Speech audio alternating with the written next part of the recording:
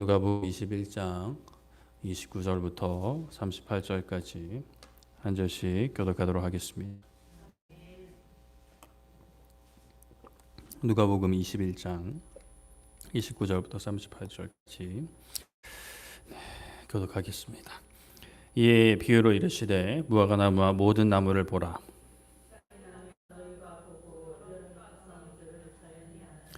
이와 같이 너희가 이런 일이 일어나는 것을 보거든 하나님의 나라가 가까이 온 줄을 알라.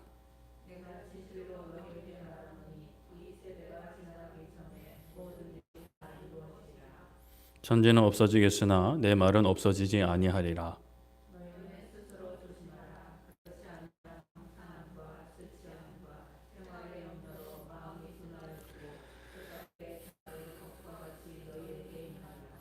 이는 온 지구상에 거하는 모든 사람에게 이 말이라.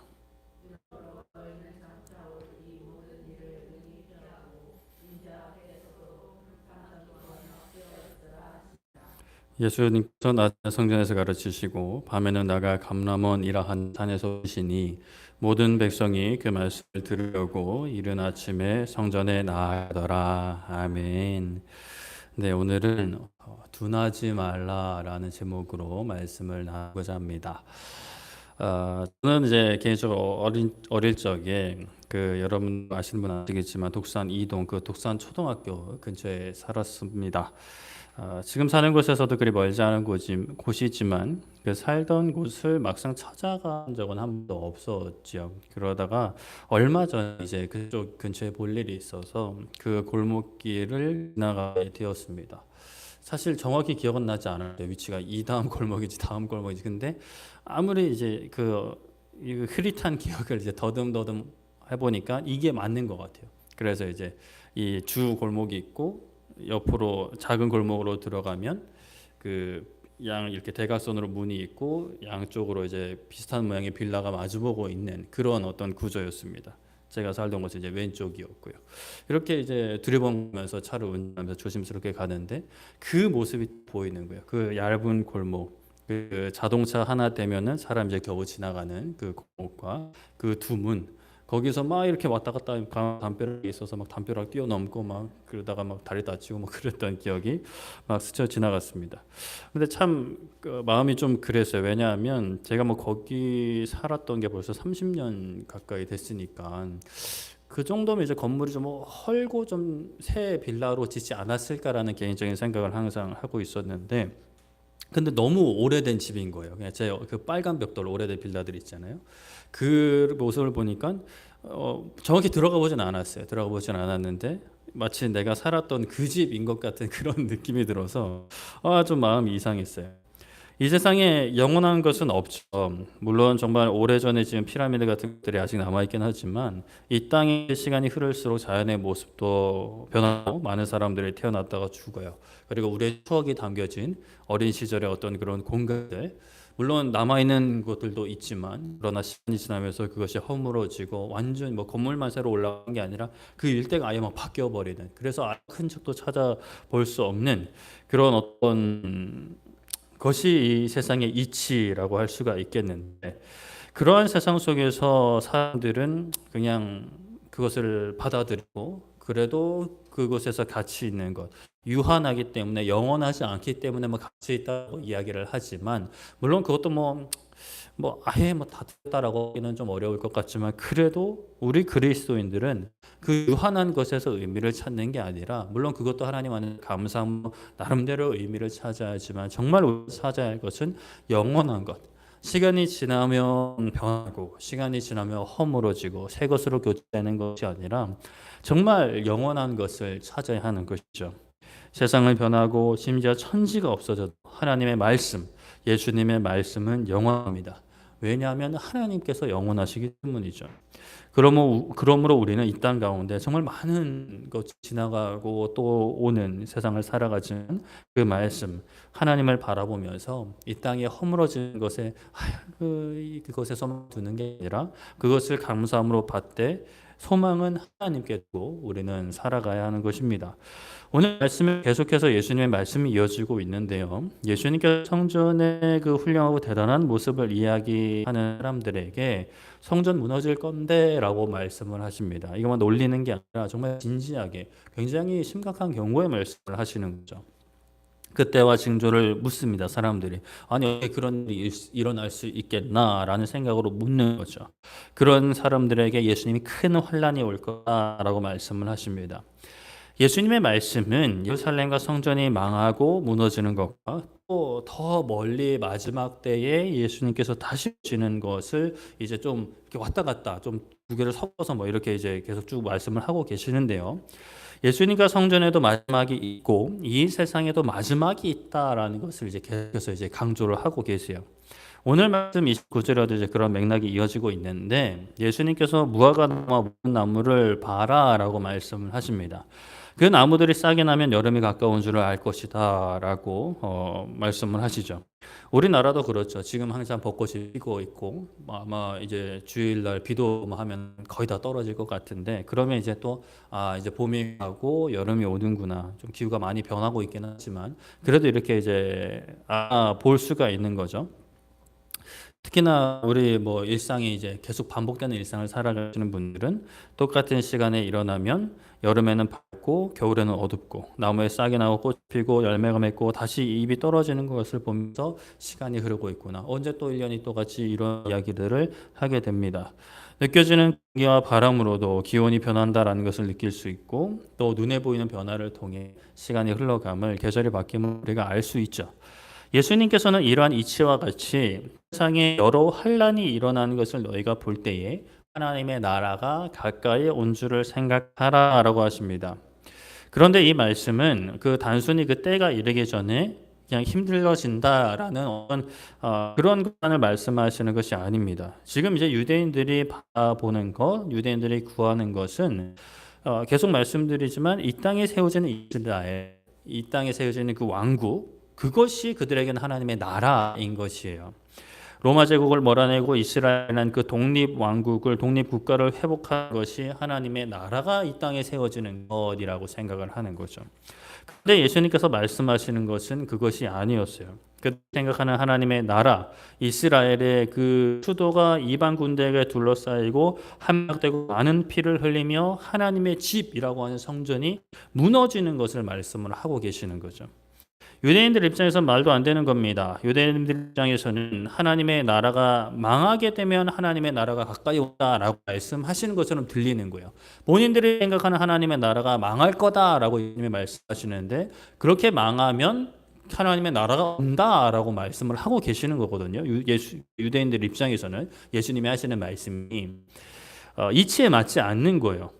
이게 말이 안 되는 거예요. 하나님의 나라가 망하는데 또 하나님의 나라가 어디서 온단 말인가라고 생각을 할 수 있는 거죠. 그러나 그것이 맞습니다. 이 땅의 나라가 완전히 무너져야 하나님의 나라가 선포가 되는 거예요. 우리 개인의 신앙의 삶도 그런 모습들이 있습니다. 우리가 왕이 되어서 내가 바라는 대로 내가 원하는 대로 세워나가는 나의 나라가 무너져야 그 가운데 하나님의 나라가 선포되는 놀라운 이치가 신앙생활인 것이죠. 그래서 하나님께서는 때로는 인생들에게 참 큰 고난을 주십니다. 완전히 삶을 통째로 막 흔들리는 경험을 하게 하시는 거예요. 그래서 이 땅에 두고 있던 우리 소망도 그냥 자의반 타의반으로 내려놓게 되는 그런 경험을 통해서 하나님을 찾게 되는 거죠.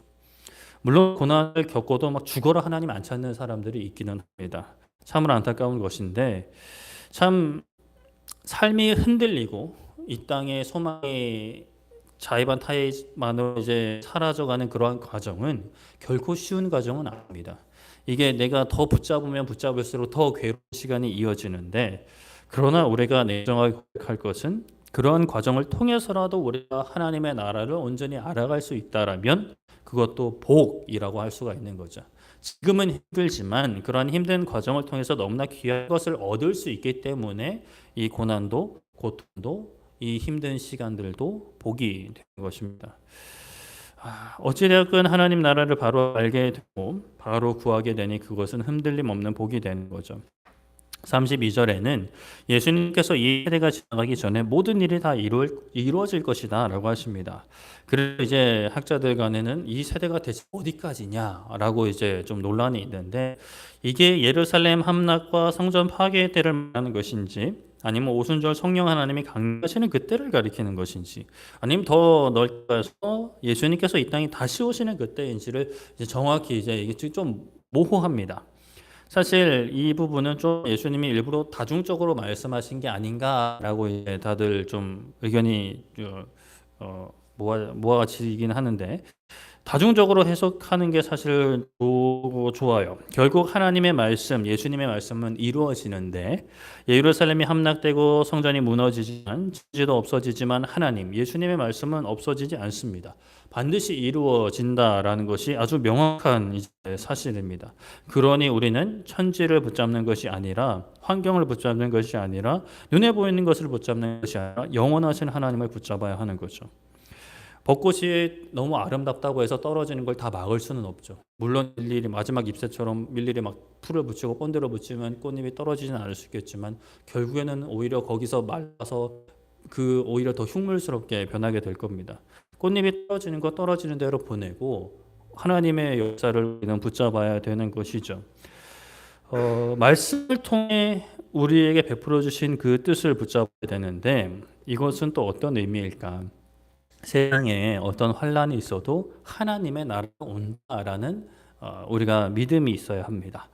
성령 하나님의 강림으로 선포된 그 하나님의 나라, 우리의 삶 가운데 임한 그리고 우리의 삶 가운데 시작된 하나님의 나라가 예수님의 다시 오심으로 온 세상 가운데 완전하게 선포되는 거죠. 이미 준비 그날, 이미 이제 준비되었는데 그때가 되면 이 세상의 모든 것을 뒤집어 엎고 하나님의 나라가 임하게 되는 것입니다.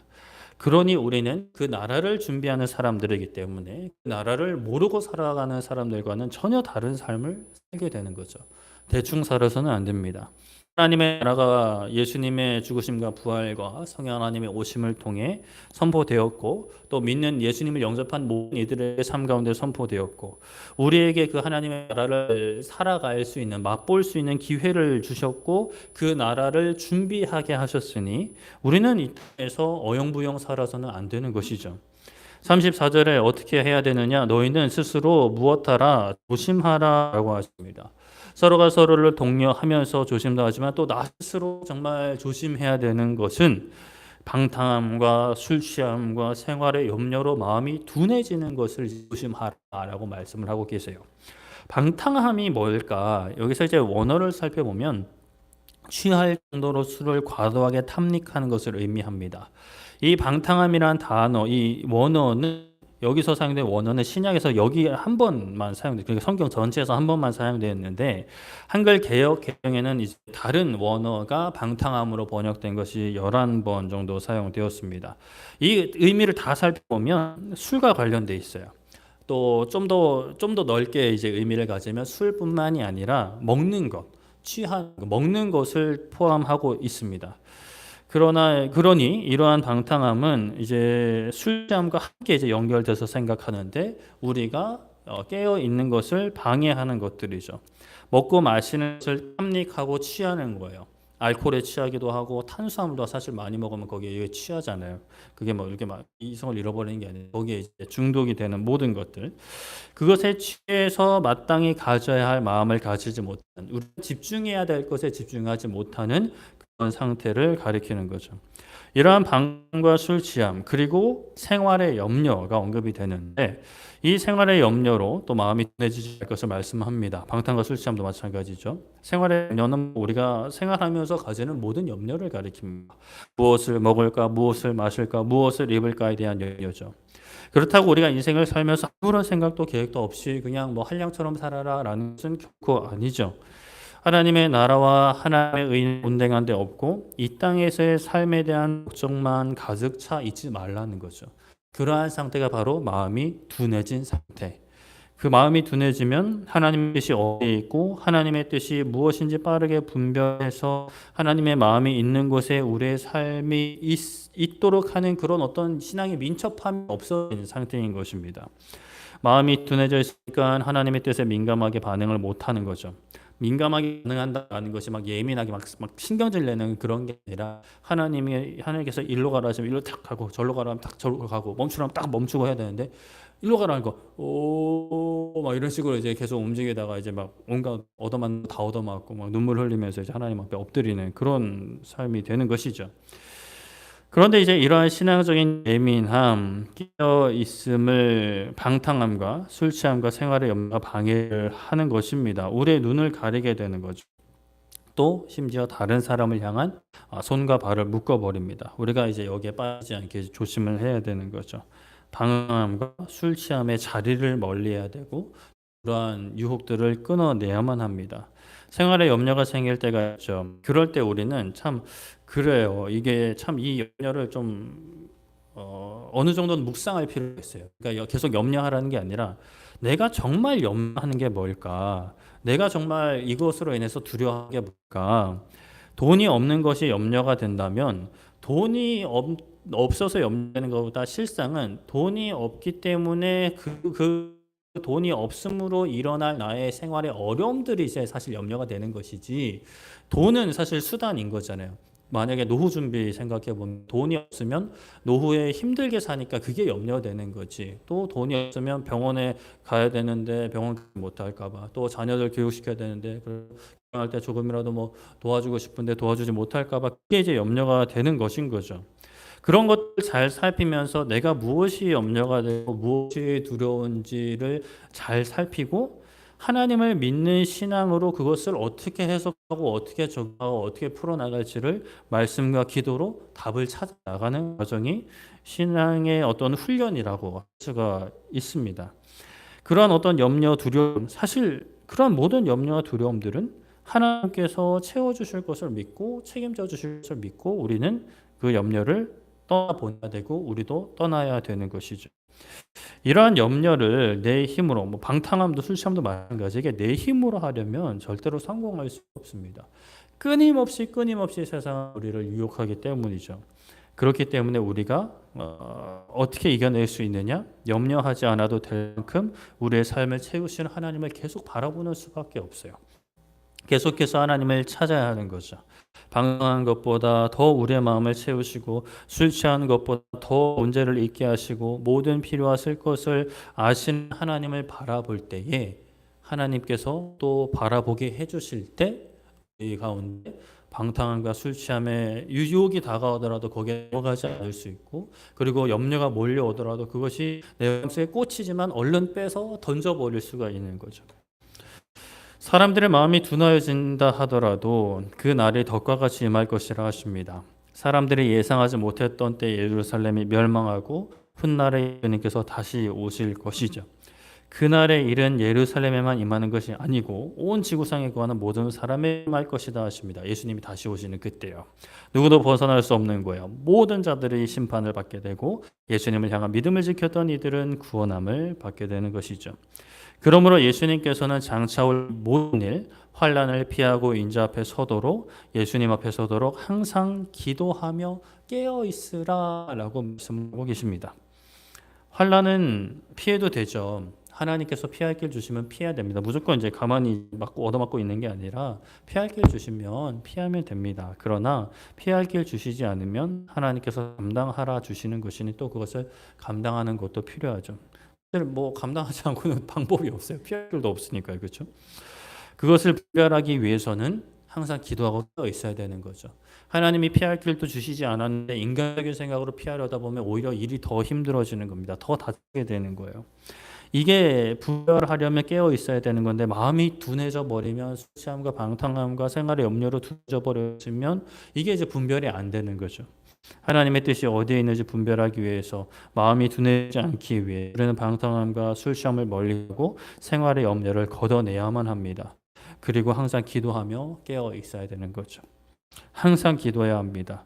우리가 시간과 장소를 구별할 기도도 하지만 참 그렇게 마음과 정성을 다해 하나님께 집중하는 시간이 있어야 하지만 나의 삶의 모든 말이 기도가 된다라는 이 믿음이 있어야만 됩니다. 내 안에 성령님이 계시잖아요. 그러면 내 모든 말을 듣고 계신 거예요.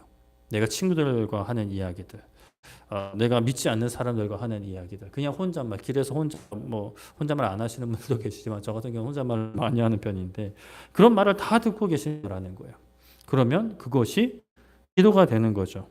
각 잡고 앉아서 막 무릎 꿇고 하는 기도가 아니라 하더라도 일단 하나님이 다 들으시니까 기도가 되는 거예요. 근데 하나님이 기뻐하시는 말을 하느냐 아니면 하나님을 무시하고 하나님을 업신여기는, 나는 사실 그런 의도는 아니었지만 어떠한 이유에서든지 말로 하나님이 없는 것처럼 하는 말들이 있을 수 있는 거죠. 항상 기도하는 것은 24시간 동행하시는 하나님을 의식하고 의지하는 겁니다. 나의 삶을 인도하시고 책임지시는 하나님을 의지하는 거죠.